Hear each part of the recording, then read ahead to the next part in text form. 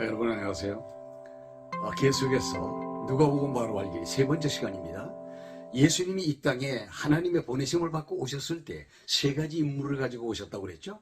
그 첫 번째 임무가 뭐냐 하면은 자기 백성들의 죄를 용서하시는 속죄사역의 임무를 가지고 오셨습니다. 베드로 이하 그의 친구들이 호수에서 밤새도록 그 고기 잡는 일을 했어요. 그런데 고기를 잡지 못했습니다. 예수님이 나타나셨어요. 그러면서 피곤한 그들에게 조금 더 깊은 곳에 가서 그물을 내려봐라 이렇게 말씀하십니다. 그물을 내렸습니다. 엄청난 고기가 그물에 잡혔습니다. 베드로가 깜짝 놀라서 예수님께 달려나와서 무릎을 꿇고 이렇게 이야기합니다. 나는 죄인입니다. 주님 나를 떠나십시오. 이렇게 이야기합니다.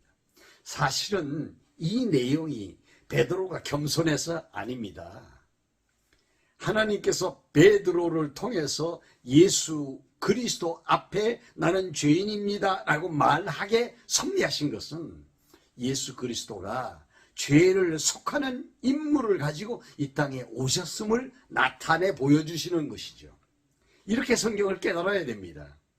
성경은 그리스도를 계시하기 위해서 기록된 것이니까 신약성경 성경 전체가 다 그렇습니다. 한 사람의 나병 환자가 예수님께 찾아왔습니다. 주님, 원하시면 나를 깨끗하게 하실 수 있습니다. 저를 좀 깨끗하게 해주세요. 예수님께서 내가 원하노니 너 깨끗함을 받아라.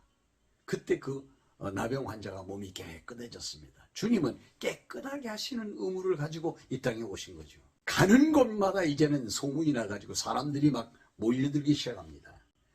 중풍병이 들어서 고생하는 한 친구를 둔 4명의 다른 친구들이 이 친구를 예수님께 데리고 옵니다. 사람이 많으니까 지붕을 뜯었어요. 뜯어가지고 거기서 달아서 내리는 거예요. 그때 예수님께서 그 친구들의 믿음을 보시고 소자야 네가 죄사함을 받았느니라 라고 말씀하십니다. 사람들이 수군대기를 시작해요. 왜? 하나님만이 죄를 사할 수 있거든요. 그런데 예수님께서 자기들 눈으로 보면 사람으로 보이죠. 사람이 죄를 사한다? 이건 있을 수 없는 일입니다. 그 수군대는 모습을 보시고 예수님께서 얘들아, 중풍병을 낫게 하는 게 쉽겠느냐? 죄가 사해졌다고 말하는 게 쉽겠느냐? 사실은 두 가지 다 어려운 거죠. 그래 예수님께서 그때 내가 죄를 사하는 권세가 있는 것을 너희들에게 알려주려고 한다 라고 말씀하십니다. 죄를 사해주는 임무를 가지고 오셨다는 사실을 알려주시겠다는 것이죠. 두 번째는 가르치는 임무입니다. 다시 말씀드리면 선지사역의 임무를 가지고 예수님이 이 땅에 오셨다는 것이죠. 그래서 제자들을 세웁니다. 베드로, 안드레, 야고보, 요한, 빌립, 바돌로메, 도마, 마태 등등 해서 가룟 유다까지 12명의 제자들을 세워서 말씀 사역을 그들에게 위임하시는 것. 이것도 예수님의 선지직 사역 수행에 대한 이제 내용이라고 볼 수 있습니다. 그러시면서 복에 대해서 가르치시고 원수 사랑에 대해서 가르치시고 외식이 무엇인지에 대해서도 또 가르쳐 주십니다. 그러면서 예수님의 말씀 사역이 얼마나 능력이 있는 사역인지에 대해서 또 나타내주고 있습니다. 백부장의 종을 고쳐주실 때 백부장이 주님이 우리 집에 오시는 것을 감당하지 못하겠습니다. 저도 제 밑에 부하들이 있어서 이렇게 해라 저렇게 해라 하면 그들이 다 알아서 하는데 주님 말씀으로만 해주세요. 그러니까 야, 내가 이스라엘 중에 이만한 믿음을 내가 만나보지 못했다 하시면서 믿음을 칭찬하시면서 그대의 믿음대로 되라. 그래 가서 보니까 예수님이 말씀하신 그때 자기 하인의 병이 고쳐진 것을 알게 됩니다.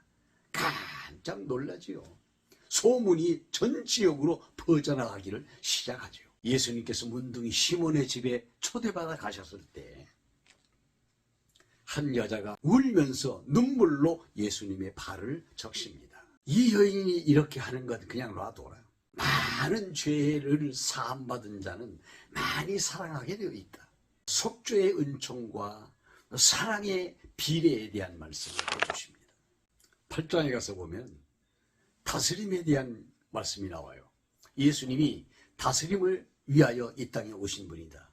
예수님이 여기저기 복음을 증거하러 다니실 때 예수님의 전도 일행들을 뒷바라지 했던 사람이 있습니다. 막달라 마리아나 헤롯의 청지기 구사의 아내나 수산나와 같은, 요즘으로 하면 여선교회, 여전도회를 조직해가지고 주님의 그 뒷바라지를 했던 것들이에요. 이것도 사실은 주님의 다스림의 사역에 속하는 겁니다. 자기들의 돈을 가지고 주님을 섬기는 것이죠. 하나님의 나라는 마치 씨를 뿌리는 것처럼 이제 하나님의 나라가 확정되어 갑니다. 하나님의 주권적인 섭리가 하나님의 나라를 만들어가는 것이죠.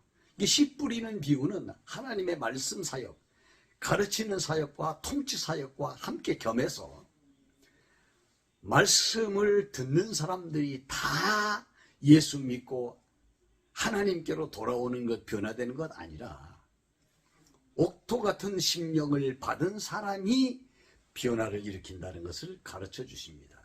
이건 뭐냐? 하나님의 통치 사역에 대한 교훈입니다. 그러면서 그리스도의 통치에 대한 표적은 바다에서 파도가 일어날 때 그 바다를 잔잔하게 하라고 명령하십니다. 그때 바다가 잔잔해졌다.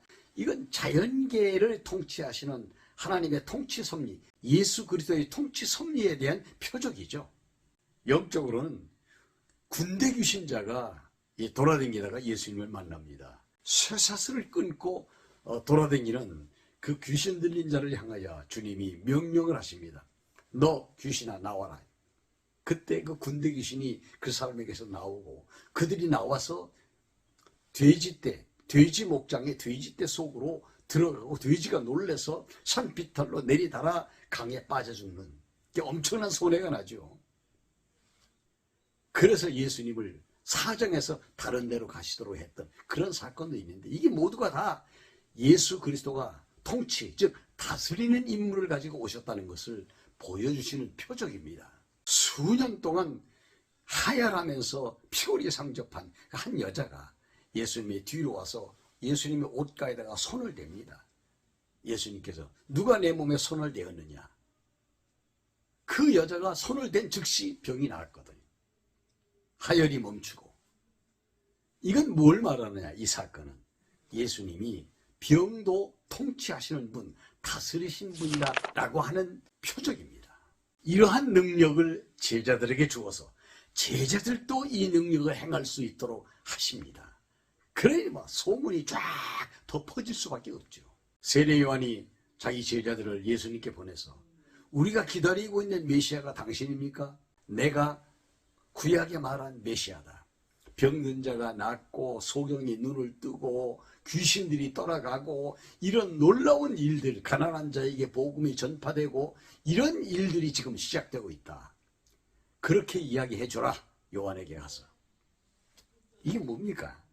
예수님 당신 자신이 다스리는 자로서 이 땅에 오셨다 하는 것을 말씀해 주시는 내용이죠. 그래서 예수님의 사역 속에는요, 죄를 용서하는 사역, 그리고 잘 가르쳐주는 가르침의 사역, 그리고 통치, 즉 다스리는 사역이 계속적으로 나타난다는 것, 여러분들이 기억해 주시고, 다음 10장부터는 예수님의 나라 사역에 대해서 좀 생각해 보도록 하겠습니다.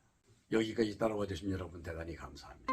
좋아요 버튼 눌러주세요. 그리고 다음 시간에도 뵙도록 하죠. 안녕히 계십시오. 감사합니다.